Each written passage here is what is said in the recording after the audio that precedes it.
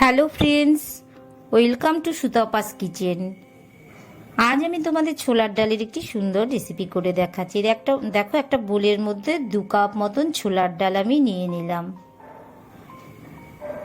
2 cup মতন আমি জল দিয়ে ছোলার ডালটাকে প্রায় ঘন্টা 2 মতন ভিজিয়ে রাখবো। প্রয়োজনে তোমরা একটু বেশি সময়ও ভেজাতে পারো। দেখো একটা গ্রাইন্ডারে আমি একটা টমেটো টুকরো করে কেটে নিয়েছি, 2টো কাঁচা লঙ্কা নিলাম, 2টো ইলাচি দানা নিলাম, কয়েকটা গোলমরিচও সাথে নিলাম, একটু আদা টুকরো করে কেটে নিয়েছি। এবার একটু জল মিশিয়ে আমি সুন্দর করে একে পেস্ট করে রাখবো। প্রেসার কুকারের মধ্যে ছোলার ডালটা নিয়ে নিলাম। যতটা ছোলার ডাল তোমরা তার দ্বিগুণ পরিমাণে জল নেবে। 1 কাপ ছোলার ডাল হলে 2 থেকে আড়াই কাপের মতন কিন্তু জল নিয়ে নেবে। 1 চামচের মতন কিন্তু আমি এর সাথে লবণও মিশিয়ে দেব। প্রয়োজনে তোমরা একটু বেকিং পাউডারও মেশাতে পারো। 2 থেকে 3টে বা 4টে 3 থেকে 4টে সিটি দিয়ে আমি নামিয়ে নিয়েছি। দেখো ছোলার ডালটা একটু ফাটা ফাটা অবস্থায় নামিয়ে নিয়েছি।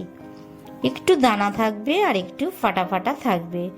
তোমরা কিন্তু খুব বেশি একে মেল্ট করো না, প্রয়োজনে তোমরা পরবর্তীতে একটু ফুটিয়ে নিতে পারবে। দেখো কড়াইতে 2 চামচ মতন সর্ষের তেল নিলাম, 1 চামচ মতন আমি সাদা জিরে নিয়ে নিলাম, 2টো শুকনো লঙ্কা নিলাম, 2টো তেজপাতা, একটু নাড়াচাড়া করে নিচ্ছি আমি। 2টো কাঁচা লঙ্কাও আমি এর সাথে নিয়ে নিলাম, কয়েকটা লবঙ্গ আমি তেলের মধ্যে নিয়ে নিলাম, 1 চামচ বা হাফ চামচের মতন হিং মিশিয়ে নিলাম। একটু সুগন্ধি আসার জন্য হিংটা নিয়ে নিয়েছি। টমেটো পিউরি আর কাঁচা লঙ্কা সমেত যে আমার পেস্টটা করা ছিল সেটাও মিশিয়ে নিলাম। 1 চামচ মতন লবণ মিশিয়ে দিলাম। হাফ চা চামচের মতন হলুদ গুঁড়ো মেশালাম। 1 চামচ দেখো ধনে গুঁড়ো মিশিয়ে দিলাম। 1 চামচ জিরের গুঁড়োও মেশালাম। 1 চামচ কাশ্মীরি লাল লঙ্কা, সাথে একটু আমার শুকনো লঙ্কার গুঁড়োও মেশানো আছে।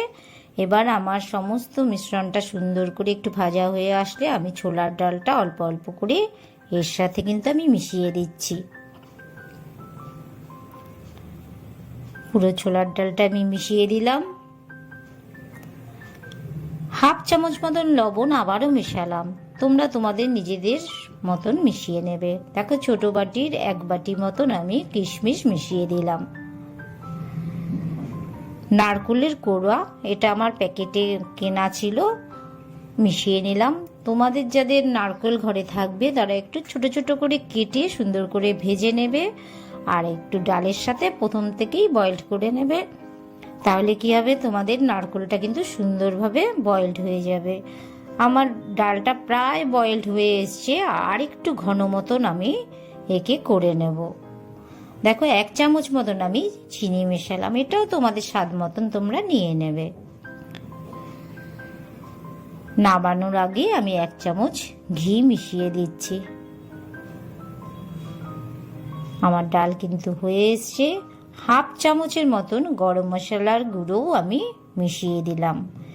এবার আমি ডাল মোটামুটি আমার রেডি হয়ে এসছে। ছোলার ডাল থিকনেসটাও কিন্তু ঠিক আছে। এই যে দেখো আমি নামিয়ে নিয়েছি সার্ভিং একটা বোলের মধ্যে। বন্ধুরা, তোমাদের যদি আমার রেসিপিটা পছন্দ হয় তবে সুতপাস কিচেনে অবশ্যই তোমরা সাবস্ক্রাইব করো, লাইক শেয়ার করতে কিন্তু তোমরা ভুলো না বন্ধুরা। সবাই ভালো থেকো বন্ধুরা।